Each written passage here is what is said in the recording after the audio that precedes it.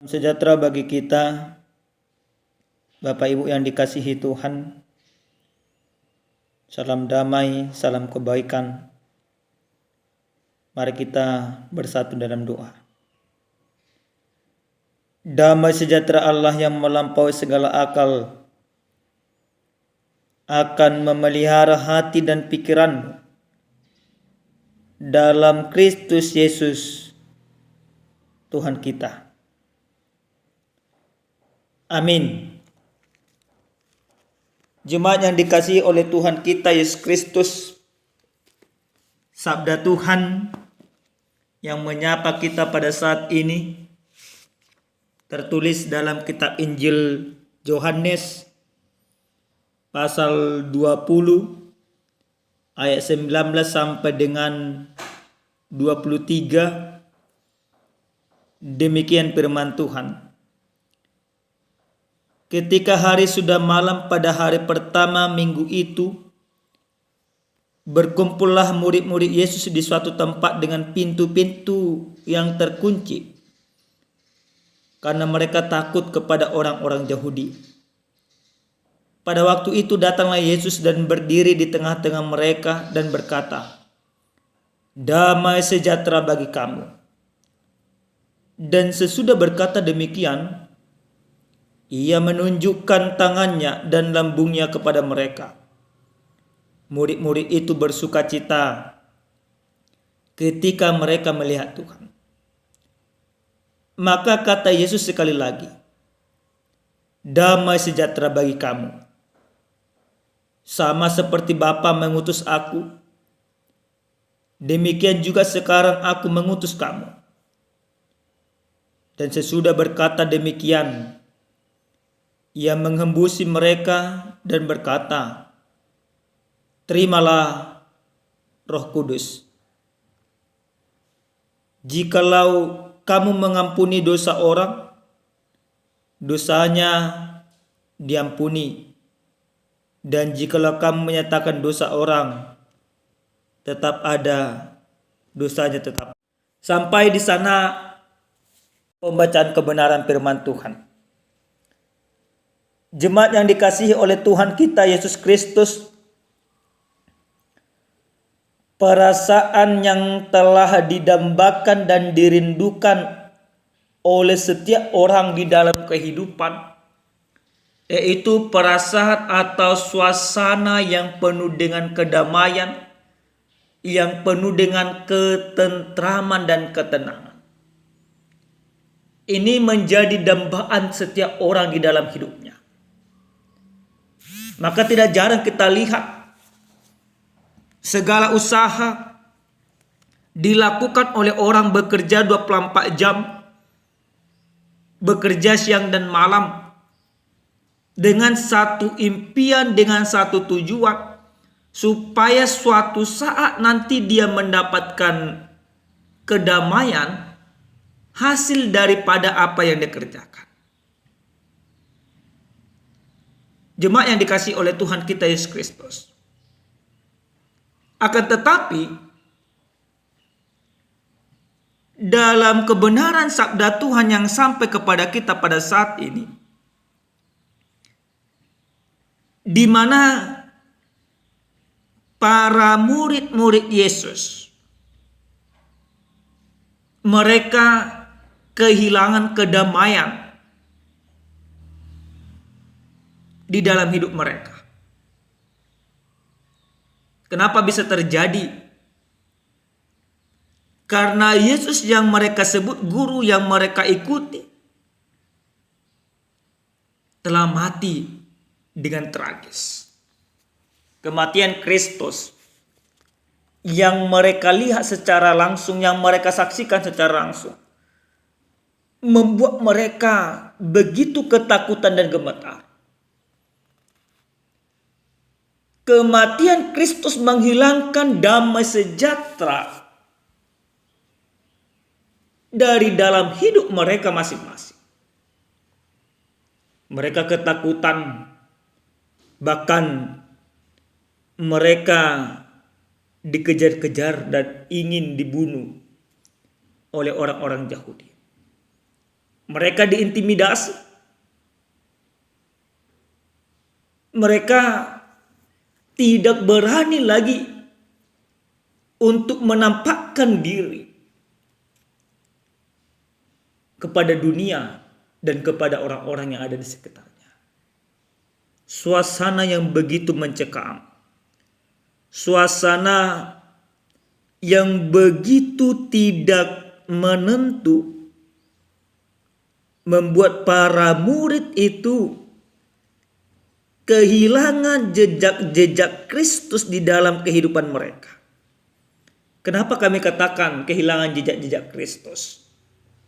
Karena selama 3 tahun kurang lebih Kristus bersama dengan mereka ada banyak pengajaran. Ada banyak nubuatan. Bahkan nubuatan akan kebangkitan Kristus sudah disampaikan kepada mereka. Bahkan kalau kita lihat Bapak Ibu yang dikasihi Tuhan.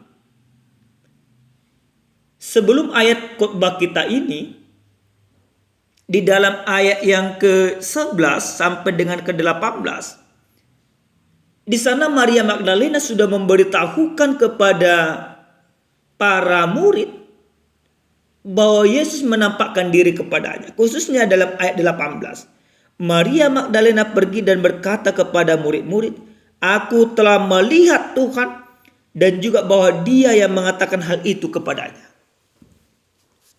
Maria Magdalena sudah mempersaksikan bahwa Yesus, guru mereka itu telah hidup kembali.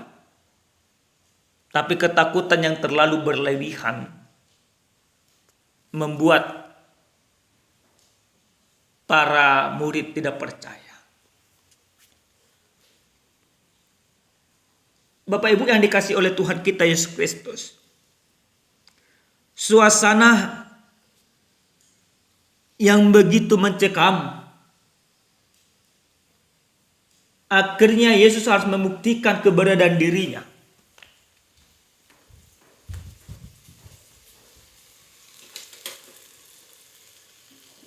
Di mana Kristus datang menemui mereka ketika mereka sedang duduk berkumpul dalam suasana ketakutan. Pintu ditutup, pintu terkunci dengan rapat-rapat supaya tidak ada orang yang melihat mereka. Tetapi Kristus yang sudah bangkit itu tidak hanya menjadi manusia semata, tetapi dia juga roh. Maka Yesus masuk dan menemui para murid. Yang pertama sekali yang Yesus sampaikan kepada para murid, damai sejahtera bagi kamu. Ini mau membuktikan supaya ketakutan, kecemasan, kebimbangan para murid itu bisa terobati. Supaya ketakutan para murid itu bisa berbalik menjadi berita sukacita. Dan benar saja Bapak Ibu yang dikasihi Tuhan. Suasana yang mencekam akhirnya kembali menjadi sukacita. Tetapi apa yang akhirnya dikatakan oleh Yesus kepada mereka? Yesus katakan, "Aku sama seperti Bapa mengutus aku, demikian sekarang aku mengutus kamu." Kristus menjumpai mereka dengan memberikan tugas dan mandat kepada para murid supaya mereka melakukan pekerjaan-pekerjaan seperti yang dilakukan oleh Kristus itu sendiri. Yang artinya Bapak Ibu yang dikasihi Tuhan, pengutusan yang disampaikan oleh Yesus ini membuat para murid mempunyai tanggung jawab yang jelas di dalam kehidupannya. Allah mengutus Yesus, maka para murid juga diutus oleh Yesus untuk melakukan pekerjaan-pekerjaan Tuhan. Nah, Bapak Ibu yang dikasihi oleh Tuhan kita Yesus Kristus, tentu para murid diberikan tugas itu, tetapi Tuhan tidak membiarkan mereka berjalan sendirian. Kristus memberikan Roh Kudus kepada mereka. Bapak Ibu yang dikasihi Tuhan, lalu kita akan bertanya ke dalam kehidupan kita, di manakah para murid itu? Tentu para murid itu adalah diri kita sendiri. Ketika kita katakan aku percaya kepada Tuhan, maka Roh Kudus telah Tuhan utus bagi kita melalui peristiwa Pentakosta. Maka setiap orang yang sudah menerima Roh Kudus itu mempunyai tanggung jawab untuk memberitakan Injil Kristus dimanapun dia berada. Lihat firman ini Bapak Ibu, sesuai dengan tema yang sampai kepada kita, dikatakan terimalah Roh Kudus. Yang pertama kita mau diajak bahwa setiap orang yang telah menerima Roh Kudus itu, dia mendapatkan kedamaian, dan kedamaian yang didapatkan itu harus dia bagikan juga kepada orang lain. Artinya, orang yang sudah diurapi dengan Roh Kudus, dia mampu memberikan kedamaian bagi sekitarnya. Yang kedua Bapak Ibu yang dikasihi Tuhan, sebuah pertanyaan akan muncul kepada kita masing-masing. Bagaimana sebenarnya damai sejahtera itu? Bagaimana suasana kedamaian itu? Ada sebuah cerita. Ada seorang raja membuat sayembara. Raja tersebut mengatakan kepada setiap orang supaya melukiskan atau membuat lukisan, dan lukisan itu menggambarkan sebuah kedamaian. Nah, apa yang terjadi Bapak Ibu yang dikasihi Tuhan? Semua orang mengiyakan permintaan raja. Tetapi ada 3 orang yang dipilih raja karena keindahan lukisan mereka. Lukisan yang pertama yaitu lukisan tentang kapal di tengah laut yang tenang. Dikatakan itulah kedamaian. Lukisan yang kedua yaitu tentang sawah yang sudah mulai menguning, siap dipanen di sore hari kala mentari terbenam. Disebutkan juga itulah kedamaian. Lukisan yang ketiga yaitu lukisan air terjun dengan air, aliran air yang deras. Dinyatakan itulah damai. Dan akhirnya raja memilih pemenangnya yaitu lukisan yang ketiga. Lukisan air terjun dengan aliran yang deras, itulah damai. Lalu banyak orang bertanya, kenapa kok itu bisa menang? Ternyata di dalam lukisan itu ada seekor burung bersama dengan anak-anak burung, induk burung bersama dengan anak-anaknya, tertidur tenang walaupun air beriak. Artinya Bapak Ibu yang dikasihi Tuhan, ketika Kristus telah mengutus Roh Kudus kepada kita, maka kita akan mendapatkan kedamaian. Tentu kedamaian yang kita dapatkan ini bukan berarti kita terlepas dari setiap masalah, tetapi justru kedamaian itu akan memberikan ketenangan kepada kita bersama dengan Kristus menghadapi setiap persoalan yang ada. Kedamaian itu bagaimana aku melihat Kristus di setiap persoalanku. Kedamaian itu bagaimana aku melihat Kristus di setiap pergumulanku di tengah-tengah rumah tanggaku.